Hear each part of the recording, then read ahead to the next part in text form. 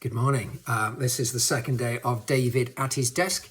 I feel a little bit like one of those YouTube guys who was unboxing a new set of Nike trainers. Here we've got the brand new and fresh, the Clean Power 2030 action plan. And what I want to do is pick out 5 key points from the document this morning. There's lots in it, lots about the system in general. I'm going to concentrate in particular on the consenting aspects which are set out in the chapter which starts at internal page 50. So the first thing, this is a really ambitious document, broad sweep of ideas, of reforms, and also trailing things to come. As with lots of documents, there are promises of things coming in the future which I'll turn to. The second thing is the promise of support.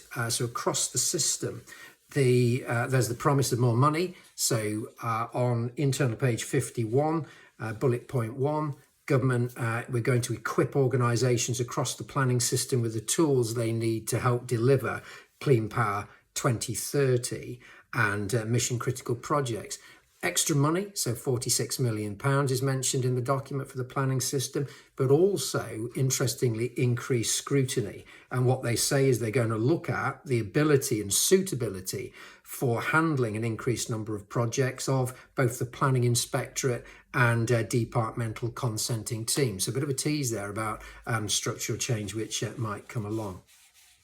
The third thing is that there is a reinforcement of a commitment to update national policy statements with 12 months reviews. So that's on internal page 56.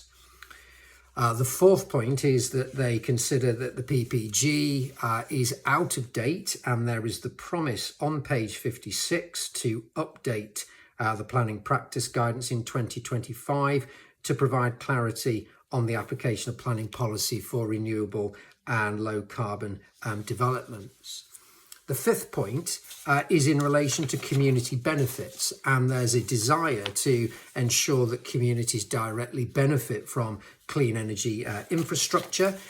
What is said is that the government is looking to build on initiatives which are already at play for onshore wind and in the solar sector. That's interesting because, of course, the law is at the moment, it is not a material consideration to look at community benefits as part of the consenting process. That's enshrined in that basic principle about not being able to buy a planning permission. What they say is there's going to be new guidance in the future, whatever that means. So there's a bit of a mismatch there, it seems, between the aspiration, which is laudable, and law and how we look at the consenting process at the moment. I think the final point is this. I've looked at everything yesterday, and there was a lot of excitement about onshore wind in particular coming back into the DCO system. And it strikes me there needs to be just a bit of contextualisation there, and I was slightly concerned yesterday about backpedalling in the NPPF on the degree of support, and that remains, and I just want to explain why.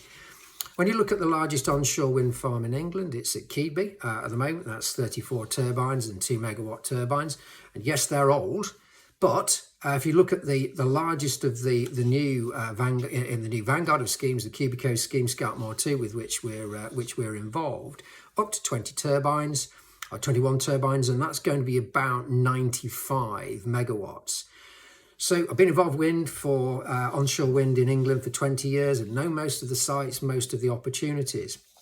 It strikes me that it's going to be difficult to find sites which are going to be more than, say, 21 turbines. That's 5 meg turbines which are currently available. So I don't see many onshore schemes in England troubling that DCO threshold. And that's why I was disappointed to see the backpedalling and removal of the positive support that we had in paragraph 164 of the draft consultation document, because that is where I think the battleground is going to be for onshore wind schemes. They're going to be TCPA schemes in the main, and that's why I would like to have seen that focused support from the consultation draft come through.